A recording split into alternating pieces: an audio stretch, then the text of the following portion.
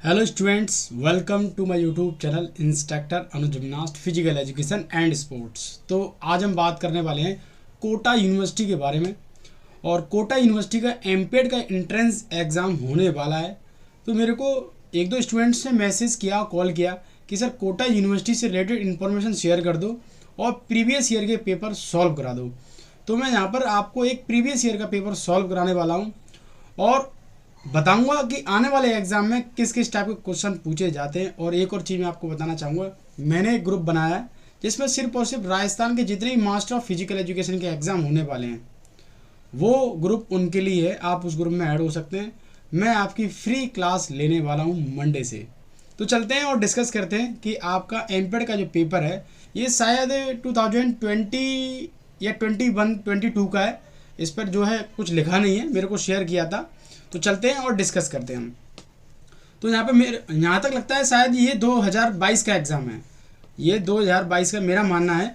कोई बात नहीं, आपको आइडिया लग जाएगा कि किस टाइप के क्वेश्चन हमारे एग्ज़ाम में आने वाले हैं और आए हुए थे। बहुत अच्छा पेपर है, लेवल भी ठीक ठाक है। तो चलते हैं और डिस्कस करते हैं कि किस किस तरह के क्वेश्चन पूछे गए हैं। पहला क्वेश्चन है, physical education is the sum of man's physical activity selected as to kind and conduct as to overcome. इसको कर दो आप हाईलाइट। यही क्वेश्चन सेम बिहार सेट का एग्ज़ाम, हरियाणा स्टेट का एग्ज़ाम और राजस्थान का एग्ज़ाम, ये डेफिनेशन हमेशा पूछी जा रही है। तो इसको रट लो। ये डेफिनेशन दी थी J.F. विलियम्स नाम के एक व्यक्ति थे। उन्होंने ये डेफिनेशन दी थी कि शारीरिक शिक्षा व्यक्ति की सारी क्रियाओं का जोड़ जो कि परिणामों के आधार पर चयनित और संचालित की जाती है। तो आपको कैसे याद करना है, kind and conduct as to outcomes. Outcomes का मतलब होता है परिणाम। तो की पॉइंट्स को देखकर आपको डेफिनेशन याद करनी होगी। अब मैं एक और डेफिनेशन बताना चाहूँगा कि जेवी नेस जो है इनकी एक डेफिनेशन देखने को मिलती है। वहाँ पर बिग मसल दिखेगा आपको। जेवी नेस की मैं डेफिनेशन की बात करूँ, बिग मसल आपको दिख जाएगा तो आप पहुँच जाएंगे जेवी नेस पर। नेक्स्ट मैं बात करता हूँ क्वेश्चन नंबर 2 पर। Question number 2, what is the aim of physical education. Physical education का एम क्या है, उद्देश्य क्या है इसका। ये आपके एग्जाम में बहुत बार क्वेश्चन पूछा जाता है और आप सब लोग जानते हैं कि ये क्वेश्चन ऐसे हैं जो हमेशा एग्जाम में देखने को मिलते हैं। तो फिजिकल एजुकेशन का एम क्या है। आप फिजिकल एजुकेशन में हैं, ऑल राउंड डेवलपमेंट की बात करता है, होलिस्टिक डेवलपमेंट की बात करता है। फिजिकल एजुकेशन पूरे वर्ल्ड में एक ऐसी एजुकेशन है जो ओवरऑल डेवलपमेंट की बात करती है। बाकी कोई मेंटल की बात कर रहा है, कोई फिजिकल की बात कर रहा है, कोई सोशल की बात कर रहा है, यहाँ पर सब कुछ है। नेक्स्ट क्वेश्चन नंबर है हमारा, क्वेश्चन नंबर 3 है कि sound mind in sound body. इसको हम बोलते हैं स्वस्थ शरीर में स्वस्थ मस्तिष्क निवास करता है। देखो इस डेफिनेशन की मैं आपको एक क्वालिटी बताना चाहूँगा, ये कहाँ पर कैसे फिट होती है। अलग अलग स्टेटों में, अलग अलग स्टेट के एग्जाम में, वनडे एग्जाम में इसके जो राइटर अलग अलग मान लिए जाते हैं। तो मैक्सिमम एग्जामों में जो अरस्तु मानता है और कुछ एग्जाम में प्लूटो भी मानता है। तो इसके बारे में मेरे को कोई आइडिया नहीं है कि राजस्थान वाले इस क्वेश्चन में आंसर किसको मानते हैं, प्लूटो को मानते हैं, अरस्तु को मानते हैं। अगर मैं बात करूँ अपने यूपी में, इधर जो भी एग्जाम होते हैं, मैक्सिमम एग्जाम जो आते हैं सीयूटी एग्जाम इधर उधर, तो वहाँ पर अरस्तु को, और कुछ स्टेट ऐसे हैं जो प्लूटो मानते हैं। तो इसको आप राजस्थान का कोई भी आपका आंसर की हो आपके पास या कोई पेपर हो तो वहाँ पर देखना। तो ये मैंने आपके लिए छोड़ दिया। वैसे इसका आंसर अरस्तु आप लगाएंगे। नेक्स्ट हम बात करते हैं, क्वेश्चन नंबर है हमारा 4 क्वेश्चन है हमारा। Question number 4 very important question, एक भी क्वेश्चन नहीं छोड़ूंगा। Hamstring muscle used in. Hamstring muscle का वर्क क्या है, फंक्शन क्या है। हैमस्ट्रिंग मसल के बारे में हम बता रहे हैं। तो हैमस्ट्रिंग मसल करती है आपके नी फ्लेक्शन में अपनी रोल करती है। हैमस्ट्रिंग मसल कहाँ पर होती है, ये आपकी जो थाई होती है, थाई के जस्ट पीछे की मांसपेशी जो होती है पीछे की, उसको हम बोलते हैं हैमस्ट्रिंग। हैमस्ट्रिंग का मतलब होता है 3 मसल, 3 मांसपेशियों से बनी हुई है। ये 3 मसल से बनकर हैमस्ट्रिंग तैयार की जाती है। और हैमस्ट्रिंग मसल क्या करती है, आपका जो घुटना होता है नी, उसको फोल्ड करने में भूमिका निभाती है, उसको फ्लैक्स करती है। मीन्स नी में जो फ्लैक्शन मूवमेंट होता है, नी फ्लैक्शन जिसको हम बोलते हैं, वो हैमस्ट्रिंग मसल कराती है। अब एल्बो एक्सटेंशन की मैं बात करूँ, यहाँ पे और भी एक्स्ट्रा क्वेश्चन बता दूँ। एल्बो आप अपनी खोलते, एल्बो एक्सटेंशन करते हैं, उसको ट्राइसेप मसल कराती है। भाई छोड़ना नहीं एक भी क्वेश्चन। अगर आप मेरे एक एक क्वेश्चन को नोट कर लेते हैं तो मैं चैलेंज करके बोलता हूँ आप एग्जाम को टॉप कर दोगे। अब नी एक्सटेंशन की मैं बात करूँ, नी एक्सटेंशन तो ये आपकी क्वाड, क्वाड्रिसेप्स जिसको हम बोलते हैं, जो कि थाई के फ्रंट में मसल होती है। क्वाड्रिसेप्स का मतलब होता है फोर मसल। छोड़ना नहीं एक भी क्वेश्चन। अब एल्बो एक्सटेंशन की हम बात करें, ये एल्बो फ्लेक्शन है, सॉरी यहाँ पर आपको ये फ्लेक्शन लिखा हुआ है, ये फ्लेक्शन लिखा हुआ है, तो इसके लिए बाइसेप्स है। सारे खिलाड़ी सुन लेंगे ये बाइसेप्स है, गलती होगी पढ़ने में वहाँ पर। तो ये एक्सटेंशन लिखा हुआ है, तो एल्बो एक्सटेंशन, जब मैं एल्बो का एक्सटेंशन करता हूँ तो यहाँ पर है ट्राइसेप, यहाँ पर है ट्राइसेप। दोबारा से रिपीट कर रहा हूँ आपको, दोबारा से मैं रिपीट कर रहा हूँ आपको, ये एग्जाम में बहुत बार क्वेश्चन पूछा जाता है, मैं आपके सामने लिख देता हूँ। अगर मैं बात करूँ एल्बो की, एल्बो बात कर रहे हैं हम फ्लेक्शन की, और एल्बो एक्सटेंशन, और हम बात कर रहे हैं नी फ्लेक्शन, और हम बात कर रहे हैं नी एक्सटेंशन। छोड़ना नहीं है एक भी क्वेश्चन, सारे आए हुए क्वेश्चन आपके एग्जाम में। अब जब आपकी एल्बो में या नी में कोई भी मूवमेंट हो रहा हो तो उसकी पहचान कैसे करते हैं। फ्लेक्शन मूवमेंट हो रहा है, एल्बो को जब आप फोल्ड कर रहे हो तो आपकी करा रही है बाइसेप्स मसल, इसको हम बोलते हैं बाइसेप मसल। एल्बो एक्सटेंशन कर रहे हो तो ट्राइसेप मसल। उसके बाद नी फ्लेक्शन करते हो, नी हैमस्ट्रिंग मसल, और नी एक्सटेंशन करते हो क्वाड्स मसल, क्वाड्स जिसको हम बोलते हैं क्वाड्रिसेप। ये 4 क्वेश्चन रट लो, एग्जाम में बहुत बार पूछे गए। नेक्स्ट हम बात करते हैं, क्वेश्चन नंबर है हमारा 5 क्वेश्चन है। क्वेश्चन नंबर 5 है, what make the foundation of physical education strong. Physical education शारीरिक शिक्षा के आधारभूतों को शक्ति प्रदान करते हैं। हमें फिलोसफिकल से कोई मतलब नहीं है, हमें सोशल प्रैक्टिस से कोई मतलब नहीं है, हमें कल्चरल ट्रेडिशन से कोई मतलब नहीं है। हमारी जो सारी चीज़ें होती है वो साइंटिफिक फैक्ट पर आधारित रहती है, साइंटिफिक चीज़ें होती हैं हमारी, साइंटिफिक आधार पर हम चीज़ों को लेकर चलते हैं, तभी जाके खिलाड़ी तैयार किया जाता है। नेक्स्ट मैं बात करूं, क्वेश्चन नंबर है हमारा 6, very important question. Question number है, physical fitness is the ability to, मतलब बोल रहा है कि शारीरिक दक्षता क्षमता है कैरी डेली टास्क। आप डेली आप कोई भी वर्क करते हैं, थकान के बावजूद भी आप लगे रहते हैं, तो बोलते हैं यार क्या फिटनेस है। Answer is A. नेक्स्ट में बात करता हूँ, क्वेश्चन नंबर है हमारा 7, very important question. The main postural deformities among young girls, लड़कियों में मुख्य शारीरिक विकलांगता आमतौर पर होती है, वो किसकी वजह से होती है, उनकी life style, walking style. Answer is A, kyphosis deformity हो जाती है, उनका जो शोल्डर है, सर्वाइकल है, वो डाउनवर्ड झुक जाता है। उसके पीछे का रीजन है कि मोस्टली लड़कियां जो है 90% लड़कियां अपने बॉडी को डाउनवर्ड करके चलती हैं, तो मसल्स जो है एडेप्टेशन ले जाती है, मसल्स में स्टिफनेस आ जाती है, तो कैपोसिस डिफॉर्मिटी हो जाती है। लोडोसिस की मैं बात करूँ कहाँ होती है, ये आपके कमर में होती है, हम बोलते हैं इसको लंबर रीजन में होती है, ऐसे याद करना है। और स्कोलिसिस कहाँ होती है, ये भी आपकी स्पाइन में होती है, और ये कैसे होती है, ये ऐसे एस आकार के टेढ़ी हो जाती है स्कोलिसिस। तो एक भी क्वेश्चन आपको छोड़ना नहीं है। नेक्स्ट हम बात करते हैं, क्वेश्चन नंबर है हमारा 8 क्वेश्चन है, the cause of postural defect deformities, शारीरिक विकलांगता होती है। देखो ये क्वेश्चन है इंपॉर्टेंट, मैं इसकी एक्स्ट्रा चीज़ें भी मैं आपको बताऊंगा। वैसे इसका जो एक्यूरेट आंसर है वो है माल न्यूट्रिशन। माल न्यूट्रिशन का मतलब होता है कुपोषण के कारण आपको डिफॉर्मिटी हो जाए, कोई भी प्रॉब्लम होती है तो डिफॉर्मिटीज बनने के चांसेस रहते हैं। अगर आप बैलेंस डाइट नहीं ले रहे हैं, उल्टा सीधा खाना खा रहे हैं, सड़ा हुआ खाना खा रहे हैं, तो उससे बीमारी होगी, पेन होगा तो आपकी मसल इधर उधर मूवमेंट करना बंद कर देंगी, तो वो क्या करेगी, एक एडेप्टेशन ले लेंगी, गलत रॉन्ग पोस्चर, तो वो डिफॉर्मिटीज बोली जाएगी। एक्स्ट्रा डाइट लेंगे तो एडिपोज टिश्यू ज़्यादा हो जाएंगे, एडिपोज ज़्यादा होंगे तो आप मोटे हो जाएंगे, चलने में दिक्कत होगी तो वो डिफॉर्मिटीज बन जाएगी। तो कहीं ना कहीं हमारी कनेक्टिविटी होती है, जोड़ के चलते सारी चीज़ों को। आंसर वैसे इसका 2 है। चीज़ों को समझना है आपको, एग्जाम में कैसे क्वेश्चन करना है। क्वेश्चन नंबर 9 है, वन डिफॉर्मिटीज में lead to development of another, therefore knock knee में भी रिजल्ट ऑफ। नॉकनी अगर किसी खिलाड़ी को हो जाता है, किसी व्यक्ति को हो जाता है, वैसे खिलाड़ियों को नॉकनी नहीं होता है, क्योंकि बचपन से खेल में रहते हैं, हर मसल्स की एक्सरसाइज करते हैं, मूवमेंट करते हैं।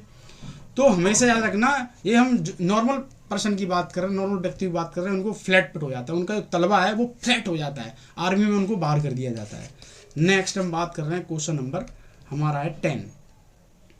Question number 10 very important question है। Question number 10, trampoline is related to the sports. Trampoline क्या है, किस खेल से संबंधित है? Answer is gymnastic. जिम्नास्टिक के बारे में जानते हैं, इसको हम बोलते हैं mother of sports. Mother of sports, जिसको हम बोलते हैं खेलों की माता। मदर ऑफ स्पोर्ट्स जिम्नास्टिक को बोलते हैं। और जिम्नास्टिक के बारे में एक और क्वेश्चन पूछा जाता है कि जिम्नास्टिक, जर्मन जिम्नास्टिक के पिता कौन है? तो वो हैं आपके, जिसको हम बोलते हैं girt smuts. Girt smuts German gymnastic के पिता बोले जाते हैं। ये क्वेश्चन पूछा जाता है। मदर ऑफ स्पोर्ट्स किसे बोलते हैं? जिम्नास्टिक को बोलते हैं। मदर ऑफ गेम किसे बोलते हैं? मदर ऑफ गेम किसे बोलते हैं? ये आपको कमेंट बॉक्स में मैसेज करना है कि मदर ऑफ गेम्स किसको बोलते हैं। ये आपके लिए क्वेश्चन है। अगर आप तैयारी कर रहे हैं, आपने बीपीएड कहीं ना कहीं से तो की होगी, तो आपके टीचर ने पढ़ाया होगा। नेक्स्ट हम बात करते हैं, क्वेश्चन नंबर है हमारा 11। क्वेश्चन नंबर है हमारा 11, from the view point of sociology which of the following factor is the most important one in the development of human personality. जब ह्यूमन पर्सनैलिटी की बात करें, व्यक्ति की जो पर्सनैलिटी डिपेंड रहती है ना, उसके इन्वायरमेंट पे डिपेंड रहती है। उसका पर्यावरण कैसा हो, वो जिस एरिया में रह रहा है, जिस एक इन्वायरमेंट के अंदर रह रहा है, वो उसको संस्कार कैसे मिल रहे हैं। तो मनी से हमारा कोई लेना देना नहीं है, लिटरेचर से हमारा कोई लेना नहीं है, आर्ट से कोई कल्चर एक्टिविटी उसको डेवलप करती है उसकी पर्सनैलिटी को। आज मैं तुम्हें अच्छा कल्चर प्रोवाइड कराता हूँ, आज मैं आपको अच्छा कंटेंट देता हूँ, तो आपकी फिजिकल एजुकेशन अच्छी तरीके से बिल्डअप होगी। अच्छी नॉलेज दूंगा, अब मैं आपको ख़राब नॉलेज दूंगा तो आपकी नॉलेज प्रोग्रेस नहीं कर पाएगी, आप वहीं सीमित हो जाएंगे। तो कहीं ना कहीं चीज़ें हमारी कल्चर से डिपेंड रहती हैं। कल्चर नहीं मिलेगा आपको, इन्वायरमेंट मिलेगा। इन्वायरमेंट हमारे 2 टाइप्स के होते हैं, एक एक्सटर्नल इन्वायरमेंट होता है और एक इंटरनल इन्वायरमेंट होता है। नेक्स्ट हम बात करते हैं क्वेश्चन नंबर 12 पर। वेरी इंपॉर्टेंट क्वेश्चन, ये थोड़ा टफ क्वेश्चन है। इसी पेपर में बस एक ही क्वेश्चन टफ, बाकी सब ये चल रहा है अभी। The axis around which a movement take place is always. जो हमारे मूवमेंट हो रहे हैं एक एक्सिस पे, एक धुरी के उसके अगल बगल की हम मैं बात करूं तो वो कितने का एंगल बनाते हैं?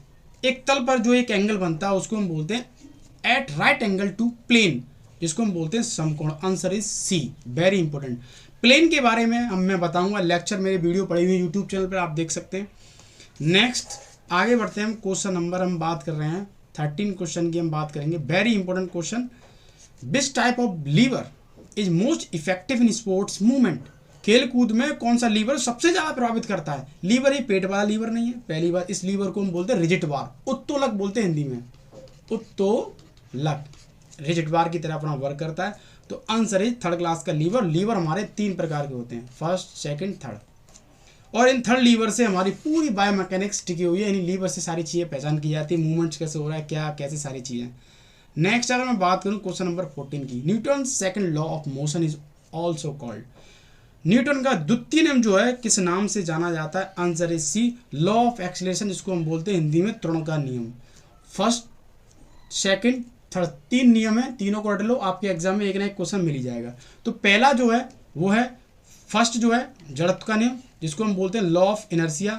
सेकंड जो है आपका लॉ ऑफ एक्सीलरेशन, जिसको हम बोलते हैं त्वरण का नियम, नोट कर लेना।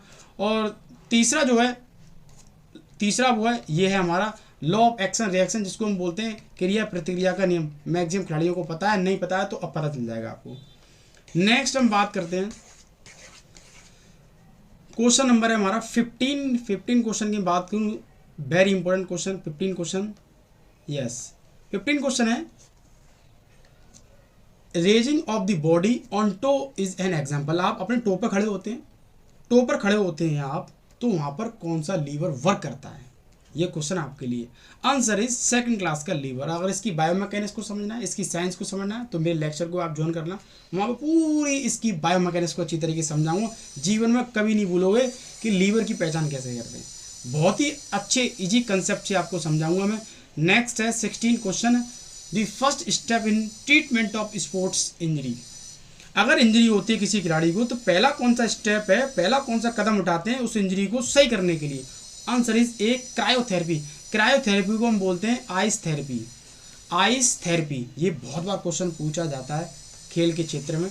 नेक्स्ट हम बात करें, क्वेश्चन नंबर है हमारा 17 क्वेश्चन है, रिहेबिलिटेशन ऑफ स्पोर्ट्स इज, यहाँ पे लिखा हुआ डन यूजिंग, जो भी है, कि रिहेबिलिटेशन की हम बात करते हैं, रेमेडीज़ की हम बात करते हैं, किसी खिलाड़ी को इंजरी हो जाती है, कोई प्रॉब्लम हो जाती है, तो उसको थेरेपी देने के बाद लास्ट में हमारा जो प्रोसेस बचता है वो है करेक्टिव एक्सरसाइज। हम मूवमेंट करते हैं, flexion, extension, adduction, abduction, core exercise, theraband exercise, resistant tube exercise, holding exercise. इससे हमारी इंजरी सही होती चली जाती है। नेक्स्ट हम बात करें, क्वेश्चन नंबर है हमारा 18, very important question. Flat back is connected with, flat back हो जाता है आपकी पीठ जो चपटी हो जाती है, उसके पीछे का रीजन क्या है, वो है थोरेसिक रीजन। नेक्स्ट हम बात करते हैं, क्वेश्चन नंबर है हमारा वेरी इंपॉर्टेंट क्वेश्चन, 19 क्वेश्चन है, इसको आप समझने का प्रयास करेंगे। ये आपको कहीं ये गलत मिलेगा, इसको मैं सही कर दूं। Stress fracture is common among, stress fracture यहाँ बोला है दबाव से हड्डी का टूटना आमतौर पर होता है, किस एज में होता है।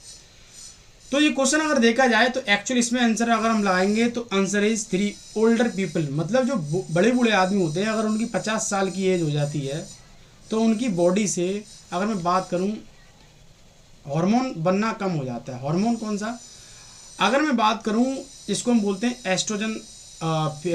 फीमेल में जो है आपका एस्ट्रोजन और प्रोजेस्टेरोन हार्मोन मिलता है, मेल में टेस्टोस्टेरोन हार्मोन का नाम सुना होगा आपने। अगर वो कम हो जाएगा, वो क्या करता है, हमारे हड्डियों की बोन डेंसिटी को इनहेंस करता है। जब वो बंद हो जाता है तो हड्डियाँ कमज़ोर हो जाती हैं। इसीलिए ओल्ड एज में हमेशा याद रखना, बड़े बूढ़ों की हड्डी टूटती है तो हमेशा दबाव की वजह से होता है। एक तो ये रीज़न है, एक रीज़न ये है आर्मी में ड्रिल वगैरह करते हैं, आप लगातार हार्ड सरफेस पे कर रहे हैं, बहुत ज़्यादा प्रेशर स्ट्रेस पड़ने की वजह से आपके एंकल में भी फ्रैक्चर हो जाता है। यहाँ पर चिल्ड्रन तो होगा नहीं, अडल्ट होगा नहीं, वीमेंस होगा नहीं, वीमेंस में ओल्डर पीपल सब सारे लोग आ जाएंगे।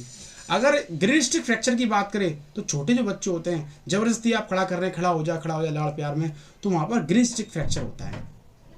नेक्स्ट अगर हम बात करें क्वेश्चन नंबर, समझना सारी चीज़ों को, एक एक क्वेश्चन को। नेक्स्ट है what type of first aid should be given to a person suffering from heat stroke. अगर किसी आदमी को हीट स्ट्रोक हो जाता है, अब हीट स्ट्रोक क्या होता है आपको बता देता हूँ। बहुत ज़्यादा हीट है, ह्यूमन बॉडी की टेम्परेचर वो उसको अडेप्ट नहीं कर पा रही है, बहुत ज़्यादा हीट है। जैसे राजस्थान में चूरू जैसलमेर में बहुत ज़्यादा हीट पड़ती है, अगर ज़्यादा हीट पड़ जाएगी तो आपको प्रॉब्लम हो सकती है। तो आप समझ सकते हैं उसको सही करने का क्या तरीका है। उसको सही करने का तरीका है have the patient let down in a cool place, पीड़ित व्यक्ति को ठंडे स्थान पर लेके जाएंगे और उसको लिटा देंगे। नेक्स्ट आगे बढ़ते हैं हम, क्वेश्चन नंबर है हमारा 21। क्वेश्चन नंबर 21 की बात करूं, ड्यूरिंग मस्कुलर कॉन्ट्रैक्शन, जब आप कोई भी एक्टिविटी करते हैं, बाइसेप्स कर्ल, डंबल कर्ल, कोई भी एक्टिविटी करते हैं, मस्कुलर कॉन्ट्रैक्शन होता है, तो no change in size of muscle. अगर आपकी मसल में कोई चेंज नहीं हो रहा है, लंबे समय से आप एक्सरसाइज कर रहे हैं, उसमें मसल में कोई बदलाव नहीं दिख रहा है, बॉडी सॉडी नहीं बननी, डोला सोला नहीं बनना है, तो उस कंडीशन को, उस एक्सरसाइज को, उस मेथड को हम बोलते हैं आइसोमेट्रिक एक्सरसाइज, जहाँ पर कोई चेंज नहीं हो, मसल की साइज में कोई बदलाव ना हो। आइसोटोनिक में क्या होता है, इसमें साइज जो है बढ़ता है, इंक्रीज होता है, आपको चीज़ें दिख जाएंगी, इसको हम बोलते हैं विजिबल एक्सरसाइज। जो वेट ट्रेनिंग एग्जाम्पल है, जिम एग्जाम्पल है, वो आइसोटोनिक का एग्जाम्पल माना जाता है। लिख लेना भाई, समझ लेना है ये क्वेश्चन को। नेक्स्ट अगर मैं बात करूं, क्वेश्चन नंबर है 22, the longest muscle in the human body, मानव शरीर में सबसे लंबी मसल कहाँ देखने को मिलती है, answer is B sartorius muscle. और ये आपके कहाँ होती है, थाई पर होती है, थाई से घूमते हुए और आपके पटेला के इन साइड में नीचे जाकर जुड़ जाती है। इसको हम टू जॉइंट मसल भी बोलते हैं, नोट कर लेना भाई सारे लोग, टू जॉइंट्स मसल भी बोलते हैं इसको। नेक्स्ट आगे बढ़ते हैं, नेक्स्ट है हमारा क्वेश्चन कि गैस्ट्रोमिस मसल कहाँ होती है, इसको हम बोलते हैं काफ मसल, और ये आपके लोअर लेग में होती है। नेक्स्ट रेक्टस एब्डोमिनस कहाँ होती है, जस्ट आपके जो एप्स होते हैं ना, जो छोटे छोटे इस तरीके से बॉक्स जो बने रहते हैं, इस तरीके से आपने पेट के सामने देखे होंगे, 6 एप्स जिसको आप बोलते हैं, वो रेक्टस एब्डोमिनस ही होते हैं। और बाइसेप्स तो पता है, डोला सोला जिसको आप बोलते हैं। नेक्स्ट अगर मैं बात करूँ 23 क्वेश्चन की मैं बात करूँ, tricep is chiefly associated with the, tricep muscle जो है वो क्या करती है, मैंने आपको बताया था। एल्बो एक्सटेंशन जब हाथ ओपन करते हो तो ट्राइसेप मसल, जब हाथ फोल्ड करते हो तो बाइसेप मसल्स, इतना याद कर लेना। नेक्स्ट हम बात करते हैं, क्वेश्चन नंबर है हमारा 24 क्वेश्चन है हमारा, the muscle which is the strongest in human body, मानव शरीर की सबसे मजबूत मसल कौन सी है, answer is B rectus femoris. और ये कहाँ देखने को मिलती है, आपकी थाई में। और थाई का किसका पार्ट है, क्वाड्रिसेप्स का, क्वाड्रिसेप्स मसल का है, इसके अंदर आपकी 4 मसल देखने को मिलती है। तो उसी का एक बीच वाला हिस्सा रेक्टस फेमोरिस, जो कि सबसे मजबूत मसल पाई जाती है। ये क्वेश्चन बनता है आपके एग्जाम में। 25 question, Solis muscle is located. Solis muscle कहाँ देखने को मिलती है, कहाँ स्थित रहती है? Answer is lower leg. ये मेरा पार्ट 1 था, ये मेरा पार्ट 1 था। पार्ट 2 मैं आपको कल आपके बीच में लेकर आऊँगा। तो मैं समझता हूँ ये क्वेश्चन सभी खिलाड़ियों के आए होंगे समझ में। और जितने भी कोटा यूनिवर्सिटी, राजस्थान यूनिवर्सिटी, जितने भी डिफरेंट एग्जाम होते हैं राजस्थान के अंदर, राजस्थान के बारे में ज़्यादा मेरे को नहीं पता है। मैं CUT की प्रिपरेशन कराता हूँ, आप सब लोगों को तो पता ही है। जो राजस्थान से जुड़ने वाले हैं उन खिलाड़ी को नहीं पता है। तो नेक्स्ट लेक्चर में मिलूंगा मैं पार्ट 2 के साथ और वहाँ पर डिस्कस करूँगा। तो मिलते हैं नेक्स्ट वीडियो के साथ। थैंक यू, जय हिंद।